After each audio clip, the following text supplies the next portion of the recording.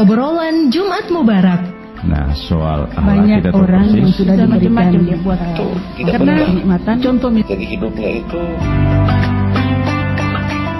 Inilah obrolan Jumat Mubarak bersama Muhammad Haikal Dapitan.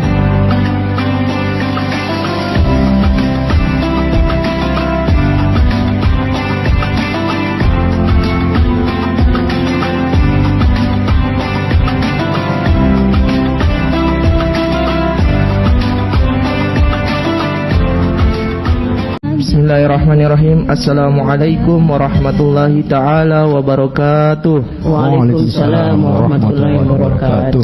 Hamdan wa syukran lillah wa salatu wassalamu ala rasulillah. Rabbi israh li sadri wa yassir li amri wa hlul 'uqdatam min lisani yafqahu qawli. Para pendengar, berjumpa lagi di ruang dengar Anda bersama kami Perhimpunan Remaja Masjid Dewan Masjid Indonesia Provinsi Maluku Utara. Seperti biasanya setiap hari Jumat dari pekan ke pekan kami menyapa Anda selama 1 jam dalam program obrolan Jumat Mubarak edisi 30 Syawal 1442 Hijriah 11 Mei 2021 Miladiah. Dan kali ini topik yang kami angkat para pendengar yang ada di rumah sangat bersentuhan dengan masyarakat tentunya, yaitu problematika pelaksanaan ibadah.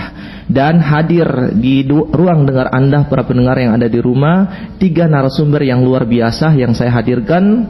Saya Muhammad Haikal Dapitan akan menemani Anda selama 1 jam, dan insya Allah kami mengajak kepada para pendengar yang ada di rumah untuk bisa ikut gabung bersama kami di studio Pro 1 RRI Ternate. Dan insya Allah mudah-mudahan obrolan di Jumat Mubarak kali ini penuh berkah dan bernilai ibadah di sisi Allah Subhanahu wa Ta'ala. Amin ya Rabbal Alamin. Dan para pendengar yang ada di rumah, langsung saja saya perkenalkan ketiga narasumber yang hadir di studio Pro 1 RRI pada pagi menjelang siang hari ini. Yang pertama saya sapa, beliau adalah saya dulu alumni dari IAIN Ternate dan beliau adalah dosen saya yang saya sangat banggakan dan sangat luar biasa. Siapa lagi yang sudah tidak asing di ruang dengar Anda para pendengar yang ada di rumah, Ibu Dr. Basaria Nainggolan MAG. Beliau adalah dosen Fakultas Syariah IAIN Ternate sekaligus Ketua Muslimat Al-Wasliyah Maluku Utara. Assalamualaikum Ibu Doktor. Waalaikumsalam warahmatullahi wabarakatuh. Sehat? Sehat. Haikal sehat ya? Sehat, alhamdulillah. Berkat daripada binaan beliau juga, sekarang saya juga berkecimpung di dunia dakwah. Tidak henti-hentinya Ustaz. Mudah-mudahan berkah ilmu-ilmu yang telah diberikan oleh guru-guru kita ini, insya Allah kita bisa mengamalkannya sampai di yaumil kiamah nanti insyaallah. Dan yang kedua yang sudah tidak asing lagi karena beliau ini dakwah kiri kanan, masya Allah, sampai di pelosok-pelosok juga beliau ini terjun di medan dakwah. Siapa lagi kalau bukan Al Ustadz Insinyur Haji Iqbal Amin MA. Beliau adalah tokoh agama Maluku Utara. Assalamualaikum Ustadz. Waalaikumsalam warahmatullahi wabarakatuh. Sehat? Alhamdulillah. Bisa Ustadz, bisa Pak Kiai. Masya Allah, luar biasa ya. Pak Haikal yang Pak Kiai. Ya. Saya muridnya. Ya, tidak. Allah, tawaduhnya beliau luar biasa. Dan mudah-mudahan berkah ya hari ini Pak Kiai, Pak Ustadz bisa hadir di sini. Insya Allah berbagi ilmu dengan kita, para pemuda, dan kami sudah haus ilmu insyaallah. Mudah-mudahan para pendengar yang ada di rumah juga sudah tidak sabar, dan insyaallah sebentar di hasil pembahasan yang kami diskusikan pada pagi menjelang siang hari ini, mudah-mudahan ada titik atau pertanyaan-pertanyaan yang nanti disampaikan oleh para pendengar yang ada di rumah. Langsung saja saya sapa narasumber yang ketiga kita, Risnain Haji Yusuf Esos ya. Beliau ini adalah pemuda Kelurahan Kayu Merah Belakang Ternate. Ternate Selatan ya. Iya. Assalamualaikum warahmatullahi wabarakatuh. Waalaikumsalam warahmatullahi wabarakatuh. Sehat? Alhamdulillah ya, sehat. Disapa Nain nih. Nain. Ya, beliau ini sedikit sejarah ya saya ceritakan. Anak kedua. Kedua ya? Kedua. Hari lahir hari Senin jadi. Berarti ambil Seninnya. Senin. Jadi sedikit saya ceritakan sebelum kita masuk ke obrolan. Ini Nain ini sama-sama dengan saya dulu waktu saya kuliah.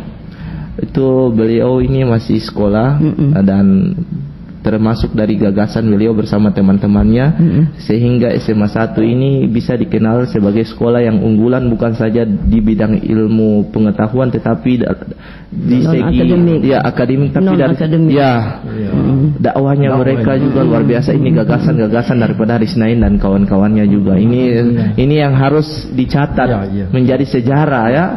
Para guru-guru juga harus mengakui bahwa alumni-alumni yang seperti ini yang bisa membawakan nama harum sekolah juga ya. Amin. Insyaallah. Dan saya mengajak kepada para pendengar yang ada di rumah untuk bisa ikut gabung dan tanya-tanya kepada narasumber yang kami hadirkan sekarang di studio Pro 1 RRI pada program obrolan Jumat Mubarak.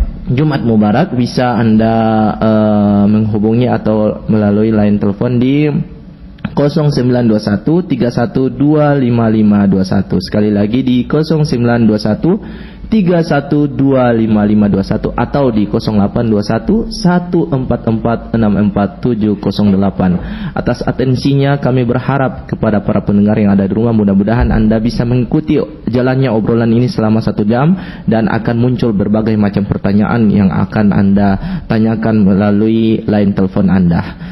Langsung saja sekali lagi saya menyampaikan bahwa tema kita adalah problematika pelaksanaan ibadah. Ya, jadi kalau kita tahu bahwa sekarang ini sedang marak di masyarakat ya, Ibu Doktor dan Pak Ustadz, bahwa salah satunya adalah penundaan haji di tahun ini dan lain ada juga tentang berbagai macam gerakan-gerakan ibadah misalkan yang kita lihat di masyarakat yang terjadi. Ini bisa menjadi pertanyaan di benak para pendengar dan saya juga ingin cari tahu sebenarnya apa sih problematika yang terjadi di tengah-tengah masyarakat pada saat ini sehingga belum ada titik temunya, belum ada titik penyelesaian di masyarakat. Mungkin terlebih dahulu saya berikan kesempatan kepada Ibu Doktor Basaria Nainggolan MAG untuk memberikan pengantar terkait dengan tema yang kita bahas pada pagi menjelang siang hari ini. Silakan Ibu Dokter. Terima kasih Haikal ya, karena saya biasa Pak Kiai panggil Haikal ya sebagai mahasiswi, tapi dia guru dari anak-anak saya. Beberapa anak saya yang sekolah di Sanawiyah itu Haikal jadi guru ya, jadi kalau dia berguru ke saya, anak saya berguru kepada itu namanya dunia ya, tidak saling terkait. Bismillahirrahmanirrahim. Assalamualaikum warahmatullahi wabarakatuh. Waalaikumsalam warahmatullahi wabarakatuh. Alhamdulillah, puji dan syukur kita panjatkan kepada Allah Subhanahu wa taala. Hari yang berbahagia ini kita bisa bergabung. Sudah lama saya ingin bergabung ya, Haikal ya. Pernah saya utus dua dosen saya gagal waktu itu ya, kena hal sesuatu. Saya kepingin ya, cuma ini memang waktu yang tepat. Jadi ini suatu rahmat dari Allah Subhanahu wa taala, saya bisa bergabung dan saya udah tawarkan kepada Haikal, mudah-mudahan setiap bulannya saya bisa bergabung ya, insyaallah. Karena ibu juga kekurangan di kegiatan di kampus sudah agak kurang ya. Selawat dan salam mari kita sampaikan kepada junjungan kita Nabi besar Muhammad SAW. Ini sebagian dari dakwah Rasulullah yang memang harus kita terus melanjutkannya. Yang saya hormati Pak Insinyur Haji Iqbal MA, Pak Kiai ya, selamat bertemu. Udah kenal namanya apa tapi kayaknya ini baru ini yang langsung ya. Muhammad Haikal ya, dia sudah S2 ini insyaallah. Mudah-mudahan ibu doakan bisa ke S3-nya biar ilmunya bisa lebih paripurna lagi dan keilmuan dakwanya bisa berkelanjutan. Insyaallah. Anak Risnain ya, Haji Yusuf itu ide yang paling bagus. Jadi kalau dalam kepintaran itu intelektual kecerdasan emosionalnya main ya, maksudnya kalian tidak hanya cerdas dalam intelektual tetapi bisa bergelut di masyarakat. Itu adalah yang paling spiritualnya.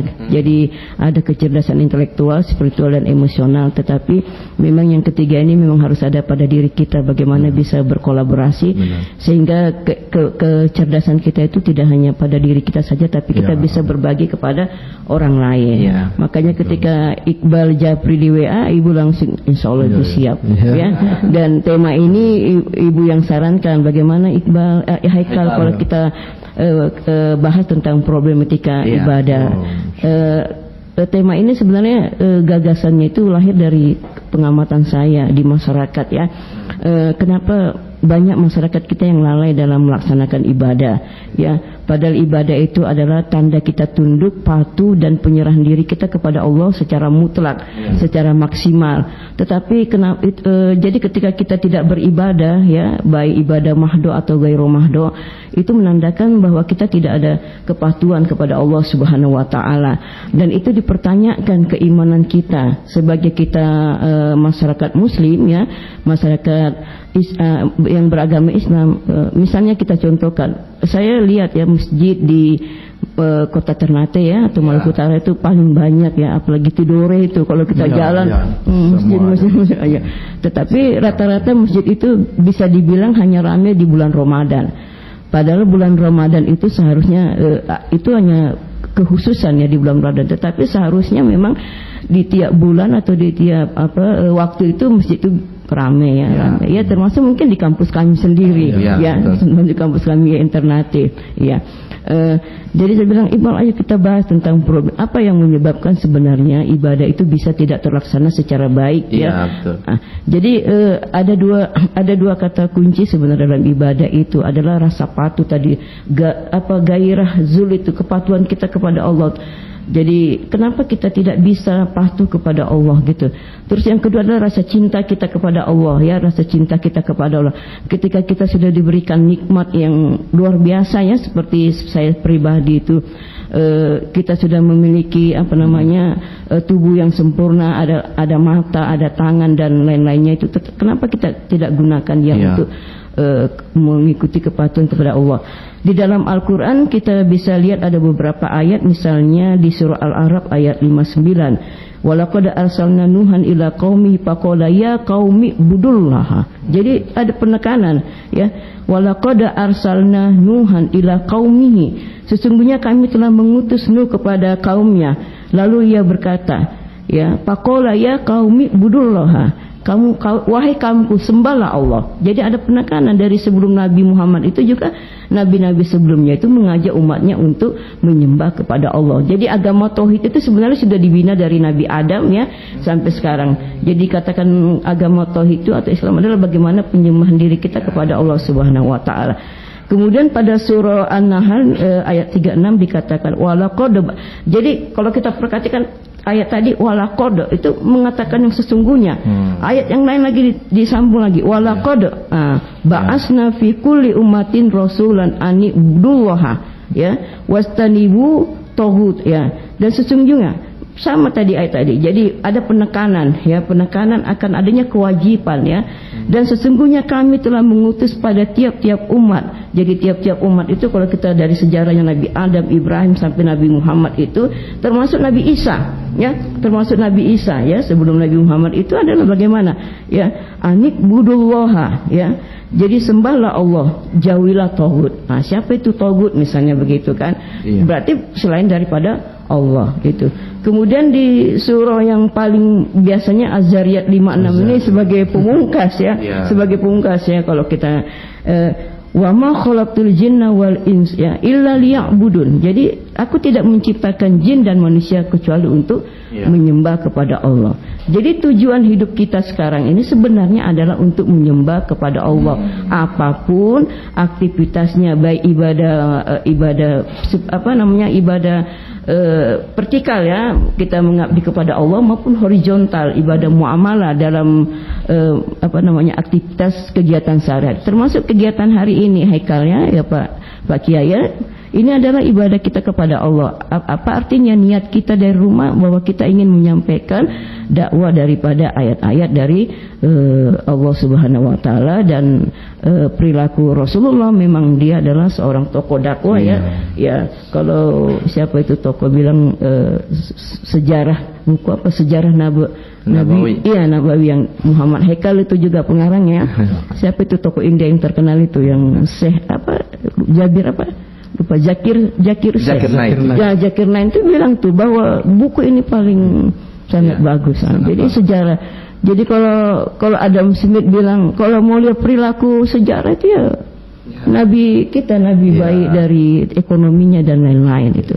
Jadi penekanannya hakikat ibadah ini adalah bagaimana penyembahan diri kita kepada Allah semutlak-mutlak semaksimalnya. Nanti kalau kita bagi ya ada ibadah mahdo, ada gairu mahdo. Ya, itu dulu pengantar saya. Nanti kita lanjut sedikit lagi. Saya kutip tadi apa yang disampaikan oleh Ibu Dr. Basaria bahwa untuk mencapai ketaatan kepada Allah atau kecintaan itu ada dua kata kunci ya. Yang tadi rasa patuh, rasa cinta.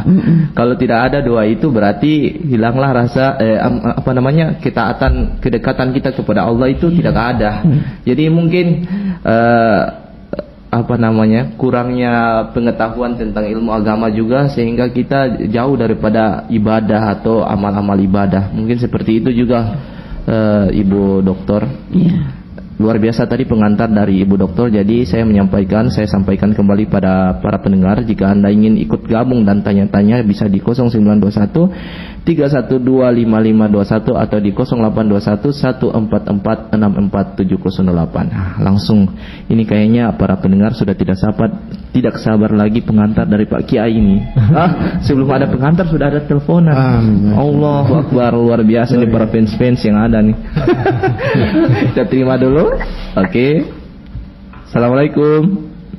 Waalaikumsalam. Pak Imam Ngade ini pasti sudah. Dari tunggu-tunggu dari tadi ini Pak Haikal bersuara ini. Sudah khas ya, sudah ciri khas di Pak Imam. Alhamdulillah, sehat-sehat Pak Imam. Ya, Pak Imam, apa kabar bagaimana? Sehat? Sehat juga ini. Alhamdulillah. Luar biasa Pak Imam. Pak Imam lihat Pak Imam video di YouTube belum tuh, so viral tuh, Pak Imam penasihat nih, so viral di mana-mana nih. Alhamdulillah itu bisa itu karena. Insyaallah mudah-mudahan nasihat dari Pak Imam ini bisa dicerna oleh seluruh kalangan kaula muda ya Pak Imam ya, insyaallah amin. Harus kita harus tingkatkan kita punya itu supaya penguatan ini dengan hati bahwa kita harus berkorban diri dengan Allah Subhanahu wa taala. Iya, insyaallah. Assalamualaikum Ibu narasumber, Ibu Dokter. Waalaikumsalam warahmatullahi wabarakatuh. Sehat Pak Imam? Ya, alhamdulillah sehat. Ibu Dokter sehat. Alhamdulillah sehat. Insyaallah. Mudah-mudahan apa yang disampaikan Ibu Dokter selaku narasumber ini manusia ini kalau berpikir bahwa apa yang disampaikan tadi ini balik kepada kita punya dirinya masing-masing. Artinya iman dan kesabaran itu harus cinta dan takut itu harus. Tapi ada kala orang ada yang tidak takut. Kalau cinta hebat, kalau takut tidak takut. Karena apa bagaimana kalau kita punya kewajiban yang Islam, mengaku berbicara tentang salat, tentang kewajiban amal ibadah ini diharuskan. Tapi kalau mau lihat situasinya kira-kira bagaimana kalau manusia ada mau lihat sekarang ini menyangkut salat ini kalau mau lihat kita tidak bisa bicara lagi. Ini umat itu tidak pengetahuan tahu cuma ada kala dari kepentingan dunia saja daripada akhirat. Kira-kira bagaimana? Karena ini tingkat pendidikan yang disampaikan tadi dari kecil harus dididik sampai besar. Nah itu berarti sudah bisa ikut. Tapi kalau terdidik hanya didik di luar daripada agama susah. Ini saya kira itu bagaimana kita mengambil kesimpulan dan bagaimana. Terima kasih Ibu Dokter. Iya, terima kasih Pak Imam. Allah, semoga Pak Imam ini sehat selalu ya. Amin. Pak Imam ini paling terkenal Ibu Dokter. Di mana-mana kenal Pak Imam Ngade. Pak Imam Ngade di mana-mana itu Pak Imam Ngade. Jadi pas saya kasih muncul Pak Imam Ngade video di YouTube tuh, viral di mana-mana. Terkenal karena selalu muncul di RRI terus. Ini lagi mau muncul di RRI kayaknya. Ayo, assalamualaikum. Waalaikumsalam warahmatullahi. Iya, waalaikumsalam. Dengan siapa di mana? Iya, dengan saya Ustazah Hai di Sofifi. Ustazah Hai di Sofifi. Silakan Ustazah. Ya, Assalamualaikum warahmatullahi wabarakatuh. Waalaikumsalam warahmatullahi wabarakatuh. Ya, Pak Haikal dan Ustazah, alhamdulillah sudah lama baru saya dengar Ustazah nama lagi. Alhamdulillah. Yang saya tanyakan di sini tentang imam. Ya. Kasih jauh sedikit dari radio. Dari radio. Iya, kasih pelan ya. Mama kasih jauh. Iya, saya. Oke. Iya. Ya, begini. Karena biasa di dataran kita di Sofifi di sini terjadi yaitu para imam yang tadinya biasa kalau sudah bawa sholat di masjid, kemudian mereka kembali lalu mereka bawa sholat di tempat perempuan atau itu ada musala atau di tempat perempuan lah. Nah, ada yang katakan bahwa batal, tidak bisa. Jadi di sini saya mohon penjelasan bagaimana apa seperti yang terjadi di dataran Sofifi. Terima kasih. Assalamualaikum warahmatullahi wabarakatuh. Ibu, maksudnya imamnya bagaimana? Pindah ke musola? Imam bawa sholat di masjid. Setelah selesai sholat, diutus imam yang atau sarah itu bawa di tempat perempuan. Jadi tiap hari Jumat. Dua kali. Jadi di masjid dan musola karena biasanya perempuan di musola ya. Oh iya. Oke, terima kasih Ustazah Hai. Iya, sama-sama. Assalamualaikum warahmatullahi wabarakatuh. Waalaikumsalam warahmatullahi wabarakatuh. Menarik sekali karena tema yang diangkat problematika pelaksanaan ibadah, jadi banyak yang masuk terus karena memang bersih sampai langsung di Sofifi. Fans, ini masuk satu lagi. Oke. Halo, assalamualaikum. Waalaikumsalam. Iya, dengan siapa di mana? Saiful Amir. Oh, ini Ustadz Saiful Amir nih. Iya, di Kayu Merah. Luar biasa nih, beliau nih salah satu dai yang luar biasa, menampilkan generasi muda. Luar biasa Ustadz. Sehat Ustadz? Alhamdulillah. Masya Allah. Sehat alhamdulillah. Ini tuh setunggu Ustadz pertanyaan kapan ya, atau mau nasihat sedikit Ustadz? Saya dari tadi stay di depan HP aplikasi. Oh iya. Terus ya saya ikuti dari awal, luar biasa. Pertama dari temanya, terus narasumber yang dihadirkan. Iya betul.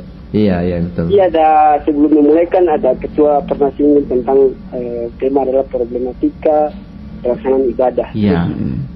Kita masuk di pelaksanaan ibadah haji. Iya betul. Nah, saya bertanya tentang pandangan tiga narasumber, baik dari Ibu Doktor, Pak Kiai dan PAD Ustadz Isnain tentang bagaimana melihat problematika pelaksanaan haji yang tahun ini gagal, terlepas dari pro dan kontranya. Iya betul. Saya minta Ibu Doktor ke pandangan bagaimana Pak Kiai dan kemudian PAD atau Ustadz Isnain.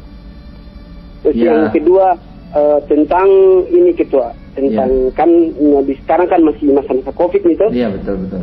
Tentang prokes di dalam masjid atau musola, jaga jarak, cuci tangan dan lain sebagainya. Nah, terus kan masyarakat awam ini kan belum terlalu paham tentang prokes itu, terus ada yang marah ini sama yang bagaimana. Nah, terus saya minta penjelasan dari ketiga narasumber bagaimana orang menyerangkan pada masyarakat bahwa itu prokes yang harus dilakukan untuk keselamatan orang, baik dalam skala yang besar karena zamannya juga banyak, jadi harus beratur begitu.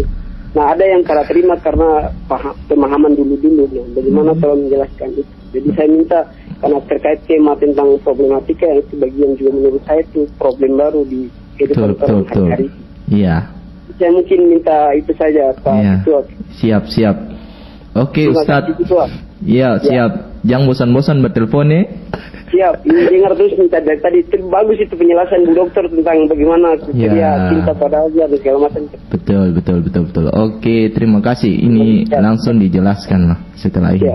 Oke, assalamualaikum warahmatullahi wabarakatuh. Waalaikumsalam warahmatullahi wabarakatuh. Oke, kayaknya ini so 3 penanya ini. Kalau tuh mau tambah lagi 6 satu kali itu akan Pak Kiai mau tampung bagaimana nih penanya banyak sekali nih. Nah, pertama tuh Pak Imam Ngadi itu harus bagaimana cara mendidik kalau sekarang ini kan tuh so besar nih. Mau menasehati kan susah. Biasa orang yang so jadi tuh biasanya dari kecil sampai besar baru dia so terbentuk dari kecil. Kemudian yang kedua dari suara benar berkah, Jumat berkah. Ya, terima dulu ya. Masyaallah. Halo, assalamualaikum. Waalaikumsalam. Ya, ini dengan siapa di mana? Ini di Tidore, Pak. Oh ya, dengan siapa Pak?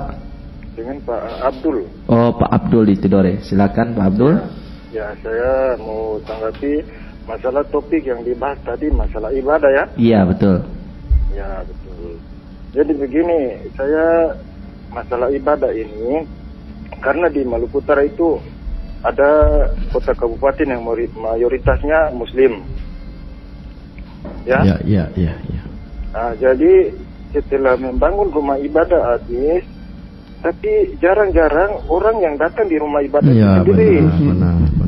Nah, jadi bagaimana para narasumber kasih pemahaman kepada umat Islam yang berkorban untuk bangun rumah ibadah itu supaya setelah orang bangun rumah ibadah habis, orang mampu beribadah di dalam rumah ibadah tersebut. Iya, betul. Nah, jadi ini saya kasih masukan kepada narasumber bagaimana supaya dari kampus atau dari Kementerian Agama misalnya supaya datang ke rumah-rumah ibadah itu supaya saya kasih pemahaman kepada masyarakat atau umatnya supaya bisa datang di rumah ibadah tersebut. Iya.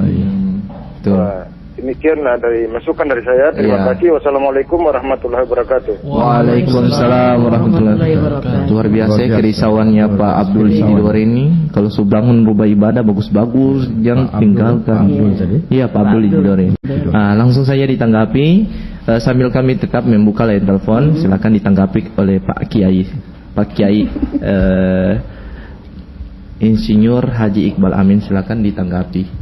Ya, assalamualaikum warahmatullahi wabarakatuh. Waalaikumsalam. Terima dulu tambah satu ya, terima dulu ya. Dari mana? Banyak sekali nih. Ya. Oh, putus. Oke, langsung. Silakan. Alhamdulillah wa syukurillah.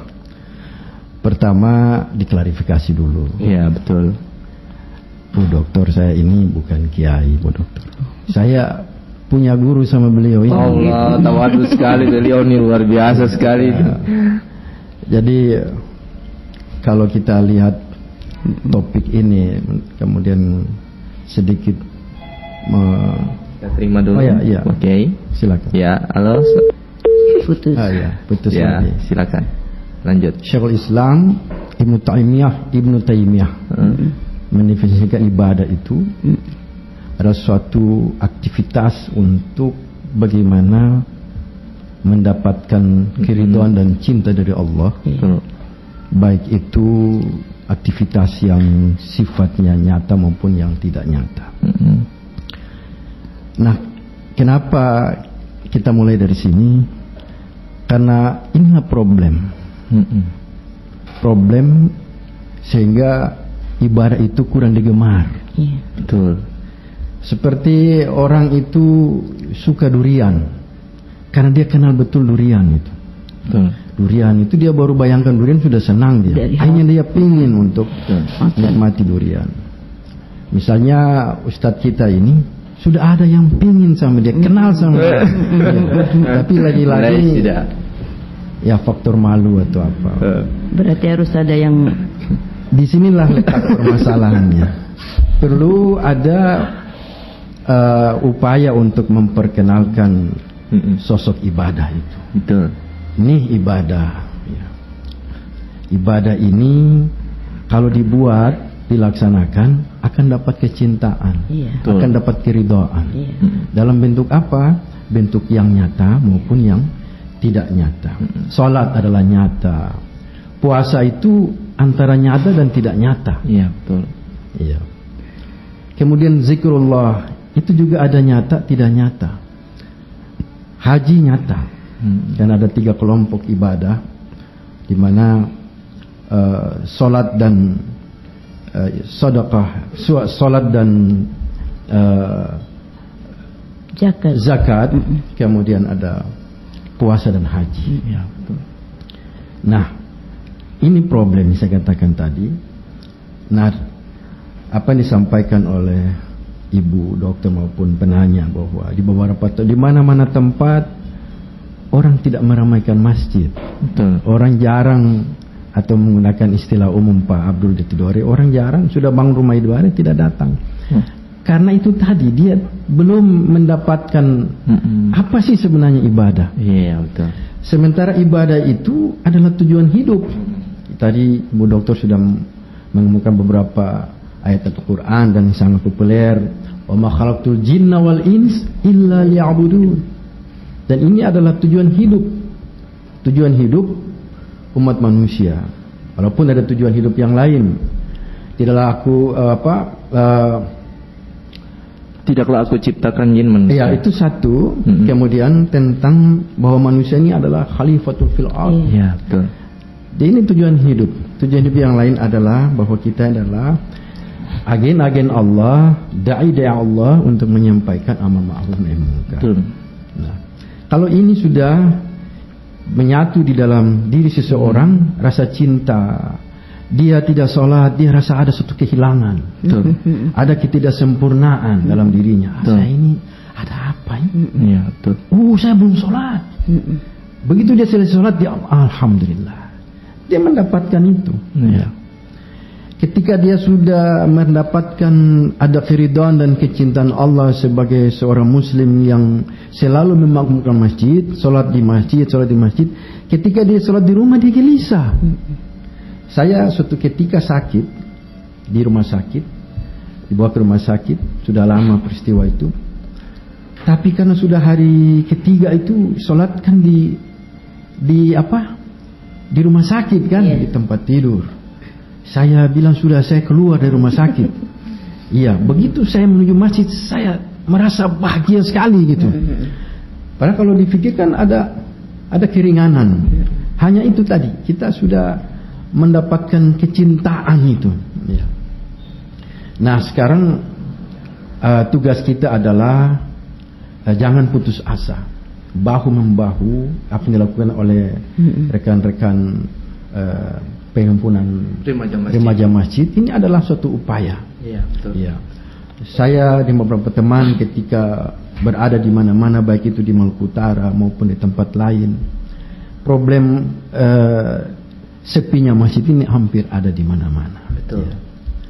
Ternyata kata kuncinya begitu kita datang, bahkan kita silaturahmi langsung ke rumah-rumah, kita ajak mereka untuk ke masjid. Insya Allah. Tapi ketika kita lihat tidak ada lagi orangnya, tapi kita jangan bosan-bosan. Iya, betul. Datangi mereka. Dan kebiasaan ini memang harus dari awal, dari sejak bila perlu. Sejak bayi, sejak baru dilahirkan itu sudah terbiasakan bawa di masjid. Tidak perlu khawatir kalau kita bawa anak kita yang masih bayi, takut dia kencing atau apa, kan ada pampers, ada popok, bawa aja ke masjid. Biasakan dia, memori dia kan lagi kosong. Iya, ketika dia rekam dengan suasana masjid, bahkan dia menangis kalau tidak dibawa ke masjid. Ya. Dia akan menangis. Dia tahu kirakan kita cara pakai. Ini mau ke masjid. Menangis kalau tidak dibawa ke masjid. Kalau ini diperbiasakan, saya kira kalau kita testimoni perjalanan hidup kita masing-masing, hari ini banyak ahli-ahli masjid, orang yang suka ke masjid, masih lihat anak muda ke masjid. Itu karena dari kecil dia sering ke masjid. Iya, betul. Dan bahayanya kalau tidak memperbiasakan masjid, jangan sampai jadi rasa malu ke masjid. Ini bahaya. Itu dia. Ini kadang timbul karena tidak pernah ke masjid. Begitu mau ke masjid dia malu. Dia karena tidak dibiasakan dari kecil. Dia tunggu nanti bulan puasa kan rame kan. Rame. Dia ambil di pojok-pojok. Begitu selesai. Jadi itu permasalahannya. Mungkin itu saya bisa jelaskan, tidak item per item dari setiap penanya, tapi saya angkat menyampaikan, berbagi pemikiran lah secara umum tentang problematika ibadah. Kita terima telepon dulu. Ya. Halo, assalamualaikum. Halo, assalamualaikum. Waalaikumsalam warahmatullahi. Ya, dengan siapa di mana? Ini dengan Arifin di Tufure. Oh, Arifin di Tufure, silakan. Iya. Assalamualaikum pada narasumber. Waalaikumsalam warahmatullahi wabarakatuh. Ini berbicara tentang seperti apa yang disampaikan oleh Ustaz dari sisi tadi. Iya.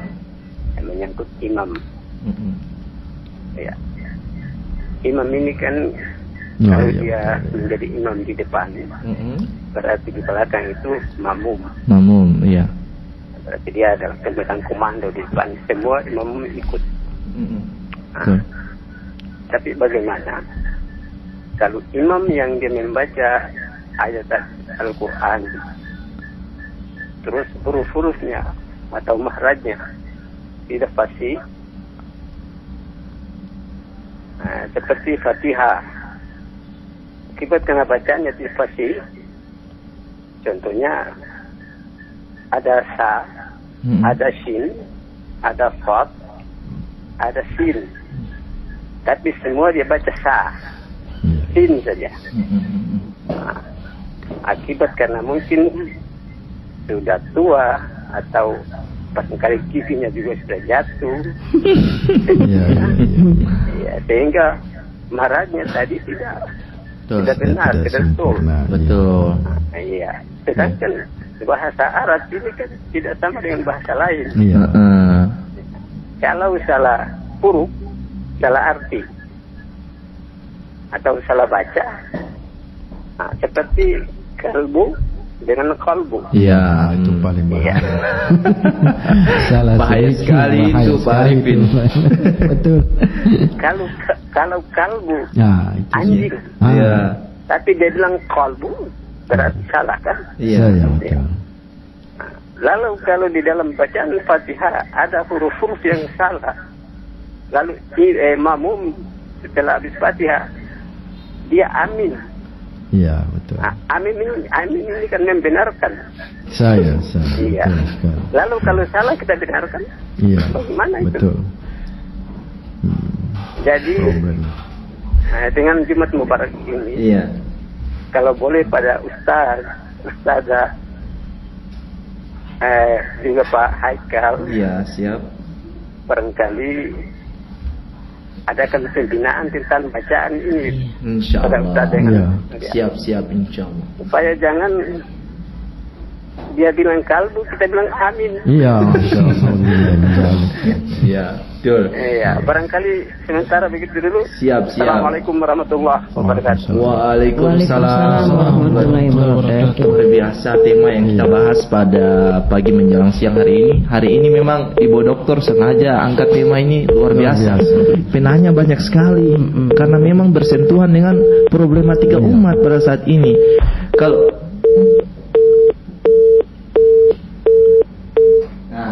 Oke. Bisa saya tambahkan sedikit? Iya, silakan. Kalau Imam Syafi'i itu tentang 2 kali sholat fardu. Tadi penanya bahwa imam ini setelah dia imami jamaah di masjid, dia ke mushola imami lagi. Jamaah perempuan. Ya, kalau memang tidak ada imam selain dia, maka sholat yang kedua itu sunnah hukumnya. Kita terima telepon dulu. Silakan. Iya, belum, masya Allah, luar biasa. Oke. Halo, assalamualaikum. Waalaikumsalam. Iya, dengan siapa di mana, Pak? Ini dengan Pak Abdul di Tidore, balik lagi. Oh iya, silakan Pak. Jadi begini, saya minta kepada para narasumber, Pak Kiai. Jadi yang namanya ada orang penceramah bilang amal dengan ibadah, itu adalah sebuah mata rantai yang tidak bisa dipisahkan. Betul. Tapi ada pemahaman yang lain bilang, bahasa kasarnya biar saya tersambayang tapi saya sumbang hitung. Saya. Jadi bagi-bagi tugas lah begitu. Biar saya tersambayang tapi saya sumbang hitung. Harap apa kok biar tersambayang. Iya.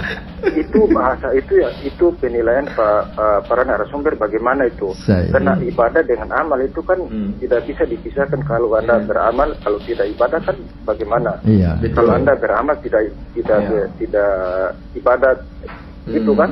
Kalau Anda beramal tidak ibadah tidak beramal kan tidak mungkin. Nah, jadi saya mohon penjelasan para narasumber supaya bisa masyarakat ini paham tentang amal dan ibadah ini. Ya, mata rantai tidak bisa dipisahkan antara satu dengan yang lain. Gitu. Jadi saya mohon penjelasan para narasumber. Terima kasih. Wassalamualaikum warahmatullahi wabarakatuh. Waalaikumsalam warahmatullahi wabarakatuh. Mungkin dilanjutkan kembali nih, kayaknya ini menjadi beban di hatinya Pak Abdul di Tidore. Jadi saya masih lanjut ini Bu Dokter ya. Silakan. Jadi tadi menyangkut dengan 2 kali sholat fardu. Jadi kita lakukan saja, nanti kita dapat yang makmum tadi fardu, kita yang karena kondisinya hanya kita yang bisa imam, maka sholat kita yang kedua kali itu dapat pahala sunnah. Iya. Menyangkut dengan ada yang bagi-bagi tadi. Ini saya ingat ada satu cerita. Dia bilang begini, Ami ini setiap hari ya kerjaan saya. Pi kebun saya, kalau mengail saya, kun sambayang kun saya lagi. Ini kelakar, tapi bahwa sesungguhnya ini memang tidak bisa dipisahkan. Betul. Ibarat muka kita dengan belakang ini, kalau hanya muka saja tidak ada belakang, kira-kira apa namanya itu? Ya, begitu juga sebaliknya hanya belakang tidak ada muka, apa aja namanya? Tidak sempurna. Ya. Jadi beramal, jangankan beramal, orang yang beramal atau menyumbang, lalu dia tidak sholat terkait dengan niat nawaitu untuk menyumbang tadi, jangankan yang tidak sholat, yang ibadah saja masih ada riaknya, masih tujuan-tujuan lain, apalagi zaman-zaman pemilihan ya. Oh itu luar biasa itu. Ya. Jadi kembali ke persoalan ibadah tadi, kita lihat bagaimana di surat Al-Anfal. Alladzina yuqimuna sholata wa mimma razaqnahum yunfiqun ulaika humul mu'minuna haqqan. Kesempurnaan iman itu ada keterkaitan salat dan infak. Iya. Alladzina yuqimuna sholata wa mimma razaqnahum yunfiqun. Yaitu orang-orang yang mendirikan salat dan menafkahkan sebagian rizkinya.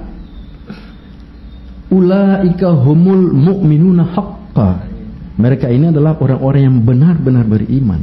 Jadi tidak bisa dikasih pisah. Saya kan susumbang, sudah orang lain sholat sudah. Tidak boleh begitu. Masalah ini. Masalah. Itu masalah lagi. Nanti dia bilang, ini pisambayang kita lagi, kita pikobong kita sudah kok. Barangkali itu yang saya bagi-bagi tugas sih. Jadi kalau sholat tidak ada perkara bagi-bagi tugas ya. Apalagi sholat. Ini amal yang pertama dihisab oleh Allah. Luar biasa. Oh mungkin kita berikan kesempatan ke adik kita dulu Risnain tadi ini, masya Allah, karena fansnya banyak sekali Ustaz. Ini beliau sampai banyak nelpon. Iya. Ini. Betul. Insya Allah mungkin sebentar ini akan lebih banyak telepon. Siap. Terutama cewek-cewek mungkin. Silakan. Ya. Bismillahirrahmanirrahim. Alhamdulillahirabbil alamin. Allahumma shalli wa sallim wa barik alaihi. Sebelumnya saya terima kasih kepada dua narasumber kita yang begitu hebat, Ustazah dan juga Ustadz yang telah menyampaikan nasihat-nasihatnya kepada kita. Semoga kita bisa mengamalkan apa yang telah kita dengarkan. Jadi saya di sini berbicara tentang perspektif problematika pelaksanaan ibadah. Problematika pelaksanaan ibadah dalam perspektif kepemudaan. Kepemudaan. Ini yang menarik. Jadi pemuda itu yang paling penting yang tong sampaikan kepada orang itu sholat. Iya betul. Nah terus yang tong penyampaian kepada orang ini juga harus beda dengan tong sampaikan kepada orang tua mungkin. Karena pemuda ini kan terboleh langsung ke sana langsung sholat sembahyang. Nah itu akan tong bisa menjauh. Jadi yang paling terpenting kalau tong berdakwah kepada pemuda itu, yang pertama tong berbaur dulu. Harus duduk bersama mereka, mendengarkan pembicaraan mereka. Mau penting kata rada dengarkan saja. Di sela-sela dong pembicaraan tuh, baru tong selipkan tentang perkara agama. Misalnya ada yang bercerita tentang dong masalah kuliah, kita kuliah nih kita pemalas. Terlulus apa? Itu langsung selipkan sudah. Coba mana periskana sembahyang dulu. Sholat sebetul kata data. Itu langsung dong sudah. Masuk dengan orang sudah. Pembicaraan sudah mengalir tentang sholat sudah. Itu yang paling penting. Kemudian setelah orang so kenalkan orang tentang perkara ibadah, sholat. Yang paling penting itu orang jaga orang. Maksudnya jaga nih orang.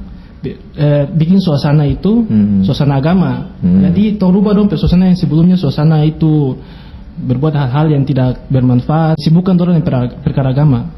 Bukan maksudnya tong rubah ini tong kehilang dong dong kebiasaan buruk itu. Tak bisa hilang, langsung hilang gitu. Tapi tong mendominasi dong kebiasaan itu ya ke arah agama itu.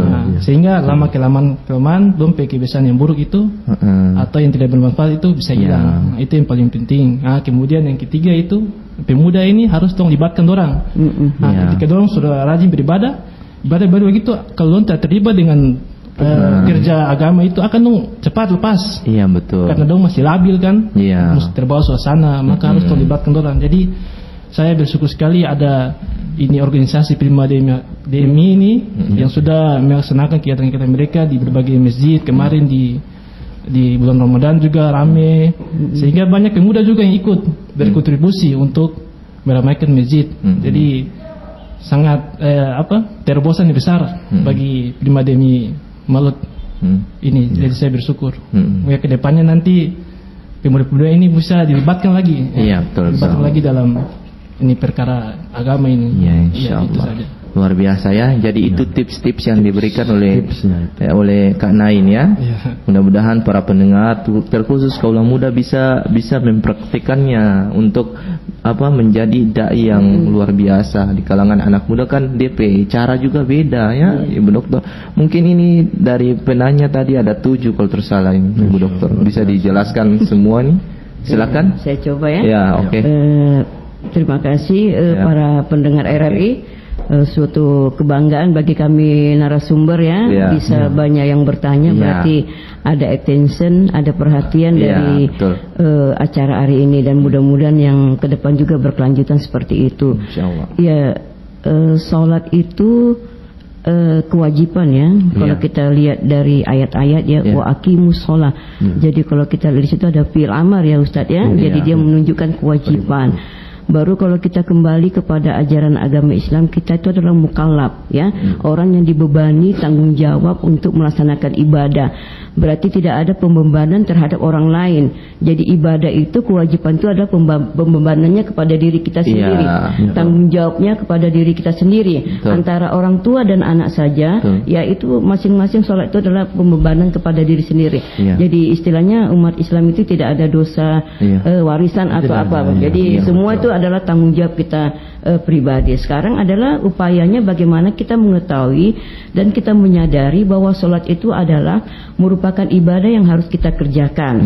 Memang kalau Rasulullah kan menyuruh dari kecil ya, dari kecil. Jadi kesadaran kita.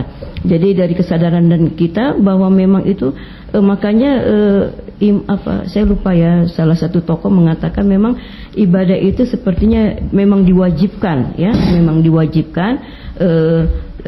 Karena manusia ini kadang-kadang kalau tidak ada diperintahkan ya, tidak ada penyuruhan atau apa, kadang-kadang dia lupa. Makanya ada azan itu, panggilan suara azan itu yang supaya kita ingat tentang ibadah itu.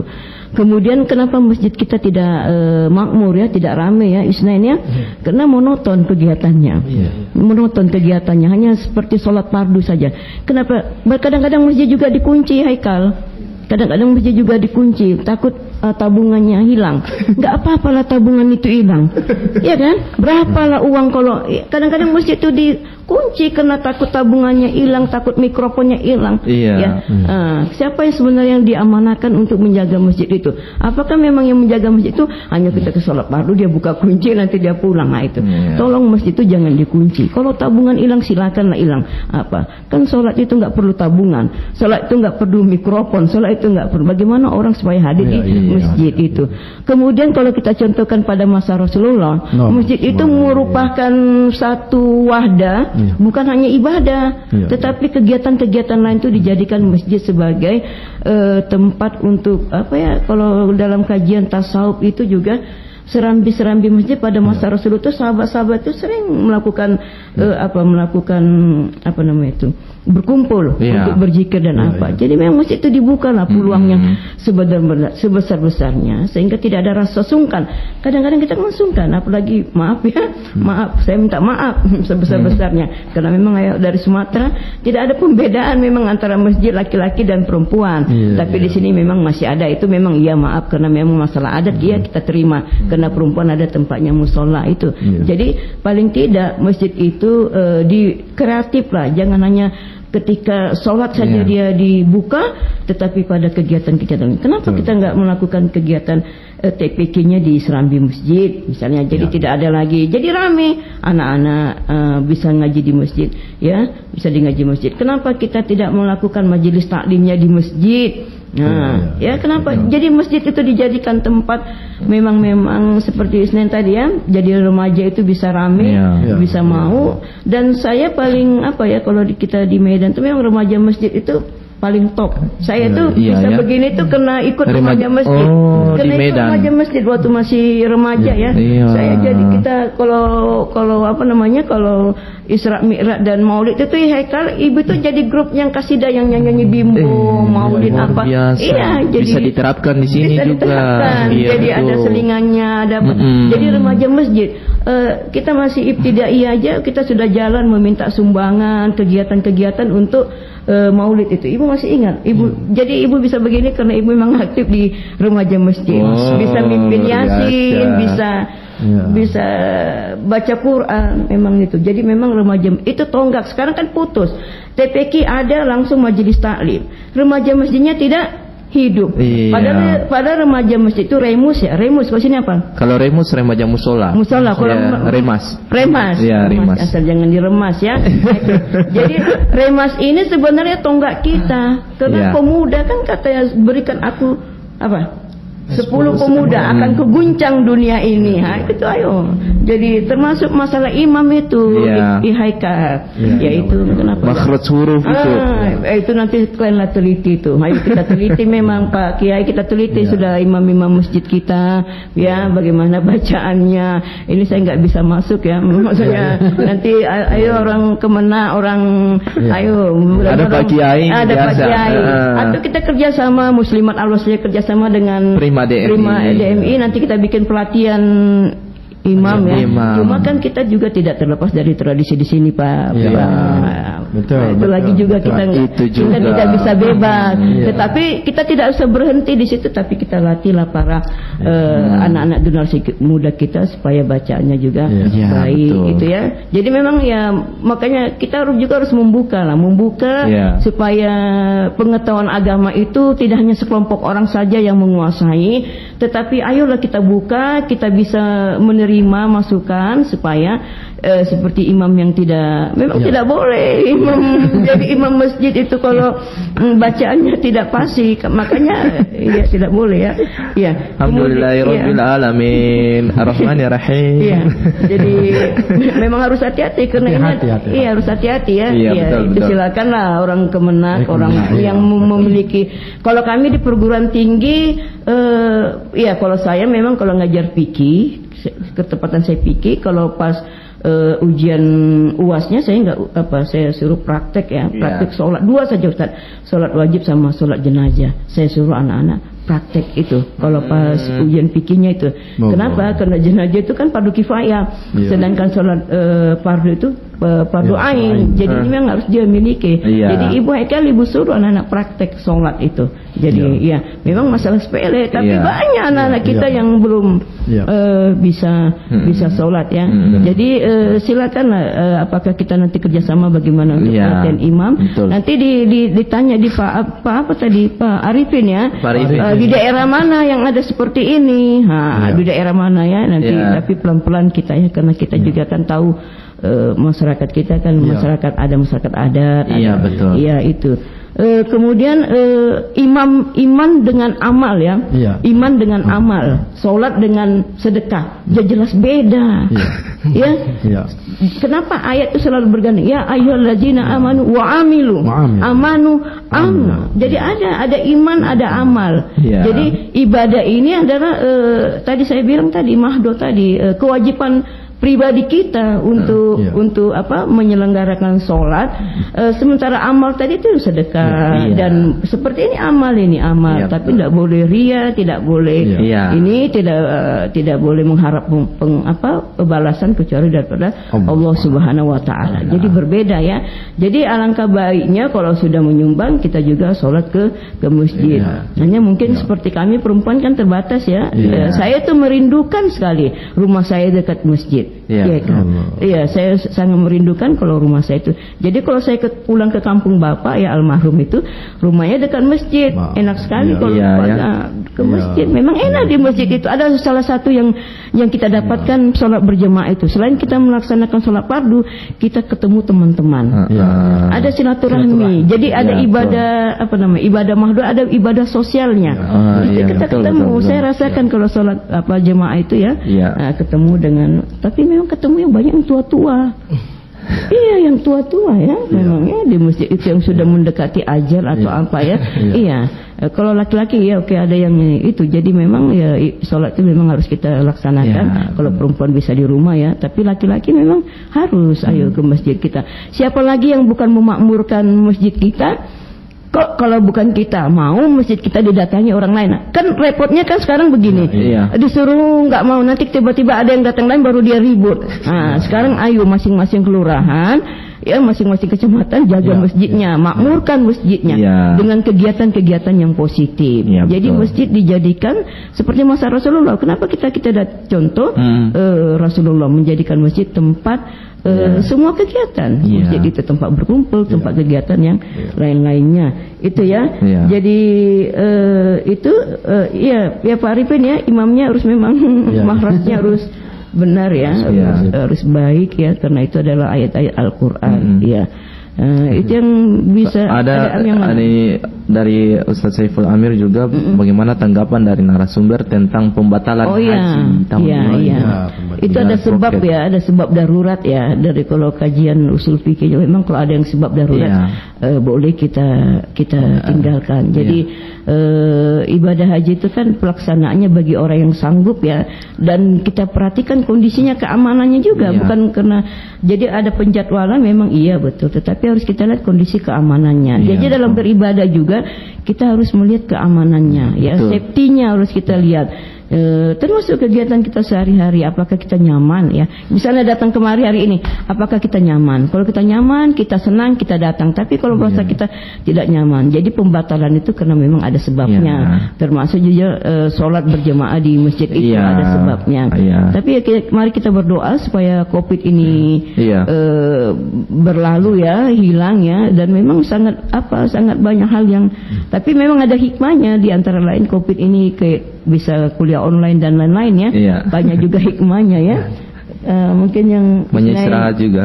Banyak istirahat juga ya. Saya termasuk ibu juga ya. Alhamdulillah banyak kegiatan-kegiatan yang bisa kita dengan online. Jadi memang dalam agama itu kalau dalam keadaan darurat itu bisa ditinggalkan. Jadi kita berdoalah supaya problematika masalah ibadah ini bisa kita atasi. Masalah sholat bisa kita kerjakan. Kenapa? Karena sholat itu memang pengharapan kita, kedekatan kita kepada Allah. Kita rasa rendah diri kita. Jadi kalau kita kan seorang hamba ini, seorang hamba. Kalau kita nggak sholat, kita nggak patuh kepada Allah, berarti kita adalah orang yang sombong. Kalau maaf Bu, saya ini belum tahu, belajar, jangan malu. Maaf saya ini nggak biasa ke masjid, malu, jangan. Memang malu itu memang sebagian dari iman. Tapi malu untuk berbuat baik, jangan malu. Yang malu itu korupsi, korupsi, apalagi apa istilahnya, pacaran gelap-gelapan, itu yang malu itu di situ. Ayo. Jadi kuncinya ibadah itu ada yang disuruh, ada yang dilarang. Yang disuruh oleh Allah Subhanahu Wa Taala, ayo kita tegakkan. Yang dilarang, ayo kita tinggalkan. Itu yang bisa Ibu sampaikan. Terima kasih Ibu. Mudah-mudahan terjawab dari ke-7 penanya tadi, Pak Imam Ngade, kemudian Ustazah Haidi Sofifi, tentang Ibu tambahkan sedikit. Boleh. Ayo orang-orang tua, jadilah contoh untuk anak-anak kita. Ibda binapsi itu mulailah dari diri kita. At-Tahrim ayat 6 ya ayyuhallazina namaku ampusakum wa ahlikum nar. Jadi ayo kita suruh menjaga diri kita, keluarga kita dan lingkungan kita. Siapa yang memulai dari diri kita sendiri? Kita orang tua mencontohkan kepada anak-anak kita. Memang saya juga berat, anak-anak saya itu tiap pagi saya Tami Wardah, ayo salat subuh. Dan kita ada WA group setelah Bapak meninggal itu ada WA group, Ibu curhat di situ. Anak-anak ayo, memang begitulah tugas orang tua supaya anak-anak kita bisa Robbi, apa doanya Ustaz? Robbi habli minas solihin Robbi habli minas solihin. Kita berdoakan anak-anak kita, tapi saya tidak mau anak-anak itu juga menjadi beban, beban dia. Jadi bagaimana menghadirkan kecintaan tadi itu, bagaimana menghadirkan kecintaan dalam beribadah, sehingga rasa yang seperti bilang Ustaz tadi, dia rasa resah kalau tidak melaksanakan, rasa geli, rasa senang jika dia melaksanakan. Mudah-mudahan bisa bermanfaat hari ini, dan mudah-mudahan bisa kita sambung di lain waktu. Mohon maaf bila ada hal-hal yang tidak berkenan. Assalamualaikum warahmatullahi wabarakatuh. Waalaikumsalam warahmatullahi wabarakatuh. Baik para pendengar yang ada di rumah, tak terasa sudah 1 jam kami membersamai Anda pada program obrolan Jumat Mubarak edisi 30 Syawal 1442 Hijriah, 11 Mei 2021 Miladiah. Mudah-mudahan bermanfaat dan saya ucapkan selamat dan terima kasih banyak lagi kepada para pendengar yang tadi telah ikut bergabung untuk tanya-tanya bersama kami di Studio Pro 1 RRI Live sekarang ini. Kepada Pak Imam Ngade yang senantiasa selalu telepon terus dan bertanya kepada kita, kemudian Ustazah Hai yang ikut bergabung, dan Ustadz Saiful Amir, terus Pak Abdullah di Tidore, Pak Abdul di Tidore, kemudian Pak Arifin di Topure. Mudah-mudahan bisa menjadi pendengar setia program obrolan Jumat Mubarak, dan kami mengajak juga yang ada di Halmahera sana, di Bacan, di di Morotai yang belum ikut bergabung di obrolan Jumat Mubarak, insya Allah bisa ikut bergabung, tanya-tanya, jangan cuma dengar tapi ikut bertanya. Mudah-mudahan atas atensinya ini bisa bermanfaat kepada para pendengar, terkhusus kami di Studio Pro 1 RRI yang sedang menyelenggarakan program obrolan Jumat Mubarak. Mudah-mudahan bermanfaat. Dan saya Muhammad Haikal Dapitan mengucapkan banyak terima kasih juga kepada ketiga narasumber yang berkesempatan hadir pada siang hari ini. Semoga bermanfaat apa ilmu yang telah dibagikan.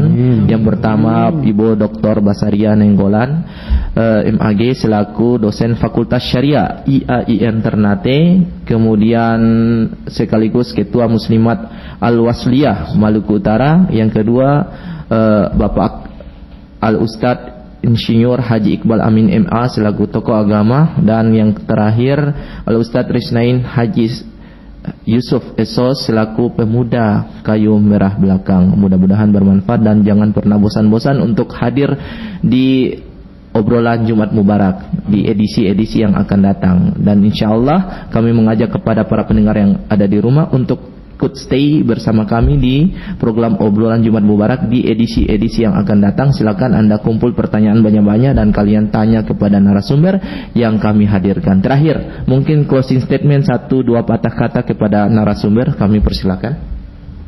Kepada siapa dulu? Oh, kepada Ustadz dulu. Ustadz, silakan.